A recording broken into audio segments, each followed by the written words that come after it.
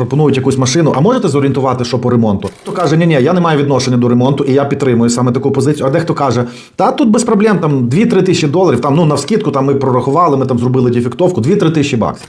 Наприклад, я купив, там мені з доставки вийде, там, допустим, 12 тисяч, 3 тисячі з зазором вийде 15, все, от в мене є 15 тисяч доларів, все добре. Це всі ваші гроші, які у вас є. Як завжди, завдатки, договора, ви вже на крючку, вам ту машину, потім там ще накрутили, там більше, там то, там все. Вам приїжджає машина, приїхала не 12, вийшла, а 13, наприклад, і указується ремонт, там добрих 5,3, як казали. Вам вийшла машина 13 і 5, 18, а у вас бюджет був 15. Ви вже нікуди не втічете, ви вже нікуди не дінетесь, ви вже впригнули в цю історію, ви вже мусите добити. І знаєте що? І ви йдете, позичаєте тих 3 тисячі доларів. І це найбільша біда.